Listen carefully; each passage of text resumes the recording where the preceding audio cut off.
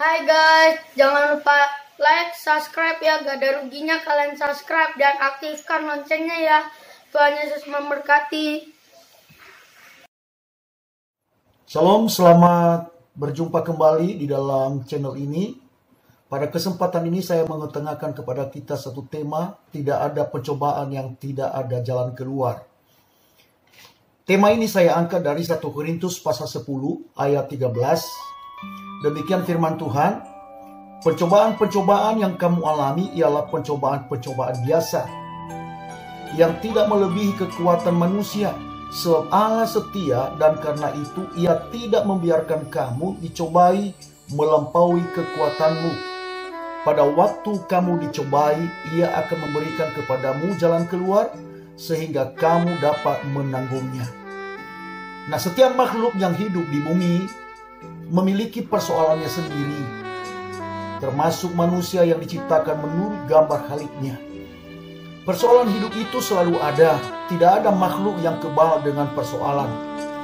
Namun, persoalan-persoalan hidup itu bisa menimbulkan pencobaan-pencobaan dalam hidup manusia. Sedapat mungkin kalau boleh manusia menghindari namanya pencobaan.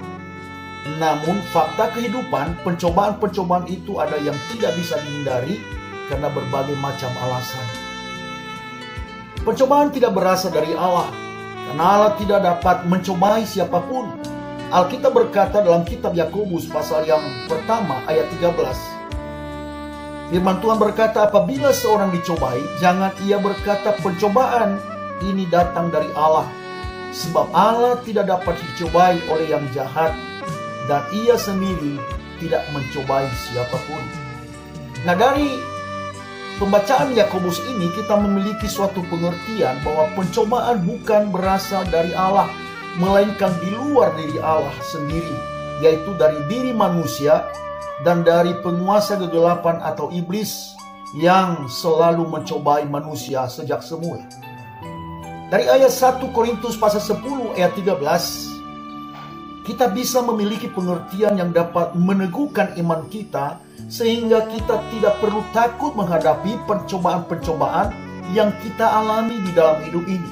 Karena Alkitab memberikan kepada kita pengertian yang luar biasa tentang ayat ini. Pertama, kalau kita bagi beberapa bagian di dalam ayat ini. Pertama, pencobaan-pencobaan yang kamu alami ialah pencobaan-pencobaan biasa yang tidak melebihi kekuatan manusia. Dan yang kedua adalah sebab Allah setia dan karena itu Ia tidak membiarkan kamu dicobai melampaui kekuatanmu. Dan yang ketiga adalah pada waktu kamu dicobai, Ia akan memberikan kepadamu jalan keluar sehingga kamu dapat menanggungnya. Nah, pengertian pertama bahwa pencobaan-pencobaan yang kamu alami ialah pencobaan-pencobaan biasa yang tidak melebihi kekuatan manusia. Nah, pencobaan-pencobaan biasa yang dimaksudkan dalam ayat ini bahwa ia teguh berdiri, berhati-hati supaya ia jangan jatuh. Berapa banyak orang yang jatuh karena pencobaan, karena mereka tidak peduli, tidak mau belajar, tidak mau mawas diri, ceroboh, tidak mengendalikan diri karena keinginan-keinginan daging yang belum mati. Perhatikan kalimat dalam 1 Korintus 10 ayat 12 tadi. Garis bawahi di sana, sebab itu siapa yang menyangka bahwa ia teguh berdiri.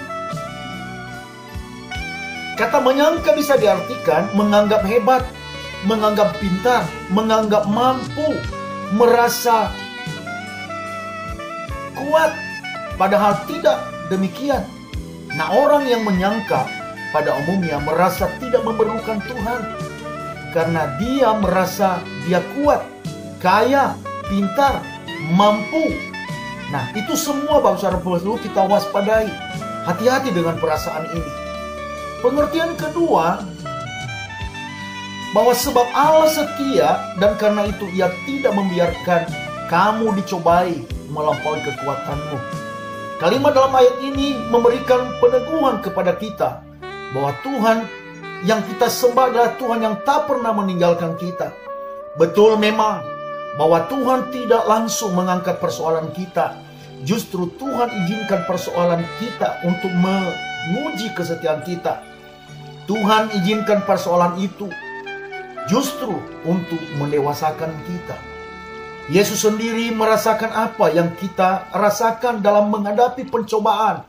Di dalam kitab Ibrani pasal 4 ayat 15 berkata demikian, sebab iman besar yang kita punya bukanlah iman besar yang tidak dapat turut merasakan kelemahan-kelemahan kita. Sebaiknya sama dengan kita, ia telah dicobai, hanya tidak berbuat dosa. Dia mengerti sejauh mana daya tahan iman kita. Ayat ini mengatakan bahwa ia tidak membiarkan kamu dicobai melampaui kekuatanmu. Puji Tuhan, terpujilah dia.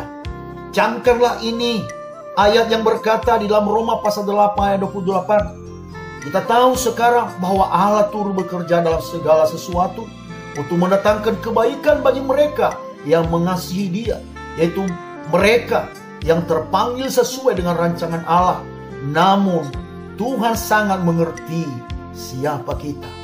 Pengertian yang ketiga adalah bahwa pada waktu kamu dicobai, Ia akan memberikan kepadamu jalan keluar sehingga kamu dapat menanggungnya. Puji Tuhan, Tuhan kita bukan hanya setia, bukan hanya mengerti siapa kita, bukan hanya menyertai kita selama berada dalam persoalan.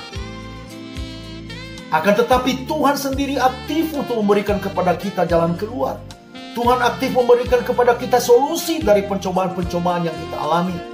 Dalam Alkitab berkata, di dalam Ibrani pasal 2 ayat 18, sebab oleh karena Ia sendiri menderita karena pencobaan, maka Ia dapat menolong mereka yang dicobai. Nah, saudaraku yang kekasih dalam Tuhan, dalam ayat-ayat ini kita telah mempelajari kita dalam hidup ini tidak ada persoalan yang tidak ada jalan keluar, sesuai dengan tema yang saya ketengahkan kepada kita. Oleh sebab itu, jangan pernah berhenti untuk percaya. Jangan pernah berhenti untuk beriman kepada Yesus Kristus, miliki pengharapan di dalam Dia, dan tetap engkau mengasihi Allah sekalipun seolah-olah tidak ada jalan keluar. Namun engkau tetap percaya pencobaan-pencobaan yang engkau alami tidak akan melampaui kekuatanmu. Justru di sana engkau mengalami pengalaman yang luar biasa bersama dengan Tuhan kita. Tuhan Yesus memberkati kita sekalian. Amin. Maranatha.